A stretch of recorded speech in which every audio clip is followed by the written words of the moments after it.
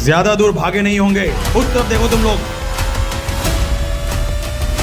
संजय के हाथ में गोली लगी थी। वो और अभिनव रात के अंधेरे में एक पतली सी गली में छुपे हुए थे। अच्छा बेटा, जल्दी बाहर आ। अभिनव, मेरी बात सुन बेटा, तुम यहाँ से भाग जाओ वरना ये लोग तुझे भी मार डालेंगे। बाहर सड़क पर उनकी गाड़ी खड़ी थी और उसी गाड़ी के पास खड़ा था राणा।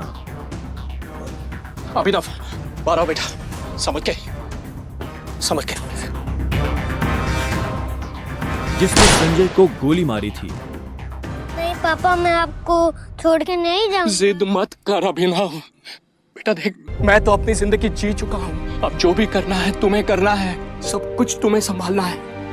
और मेरी बात सुन, एक बार यहाँ से जाए उसके बाद दोबारा मुड़ के मत देखना, ठीक है? संजय ने कहा और अपनी उंगली में से एक सोने की अंगूठी निकालकर अभिनव को थमा दी। उस पर टी लिखा हुआ था। और एक बात हमेशा याद रखना, अपनी आखिरी सांस तक लड़ना है, समझ गया ना टाइगर?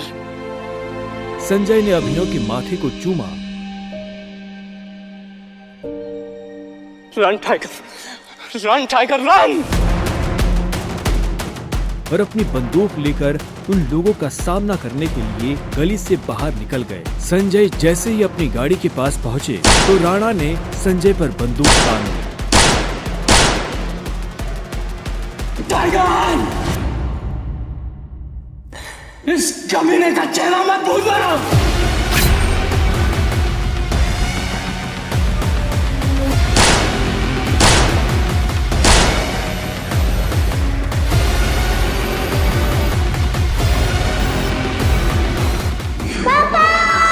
अभिनव चिल्लाया और अचानक से उसकी नींद खुल गई।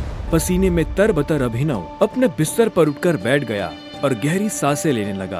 18 साल, पिछले 18 सालों से ये सपना इसी तरह से अभिनव को परेशान कर रहा था। अभिनव ने पहले अपनी उंगली में पहनी उस अंगूठी को देखा और फिर बाथरूम की तरफ बढ़ने लगा।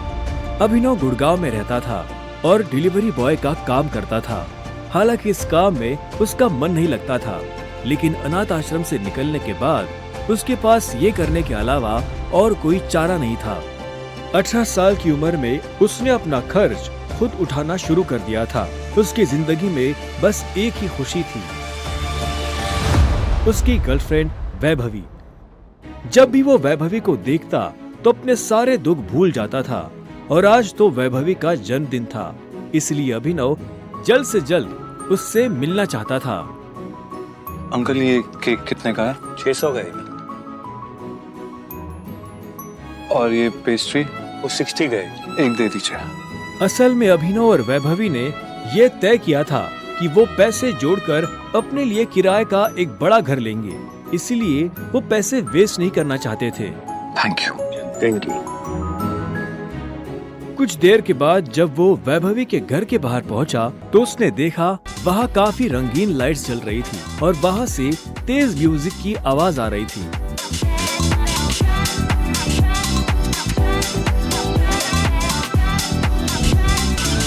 वैभवी, ये सब क्या है? ये कौन है वैभवी? देख नहीं रही है, डिलीवरी बॉय है। पर हम तो केक मंगवा चुके थे ना, फिर तूने पेस्ट्री क्यों मंगवाई? ओह, याद आया, ये तो वही डिलीवरी बॉय है ना जिसको तू डेट कर रही थी।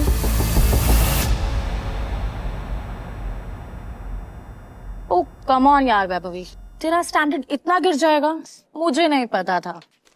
Babe, happy birthday babe.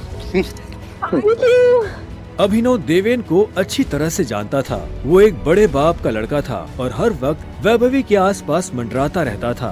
Deven को यहाँ देखते ही अभिनव का दिमाग खराब हो गया। उसके हाथ में एक बड़ा सा गिफ्ट था। उसके आगे अभिनव के हाथ में लटकी पेस्ट्री की थैली कुछ भी नहीं लग रही थी। मेरी वैभवी को छूने की तेरी हिम्मत कैसे? Stop it. दोस्तों, तुम लोगों को मेरे ऊपर डाउट था ना, मेरे स्टैंडर्ड्स पर डाउट था। अब बताती हूँ मेरे स्टैंडर्ड्स क्या हैं। मैं तुमसे ब्रेकअप कर रही हूँ। और नहीं तो क्या, बेचारी कब तक तुझ जैसे गरीब के साथ ऐसी आधी पेस्ट्री खाती रहेगी। साला तेरी हिम्मत कैसे?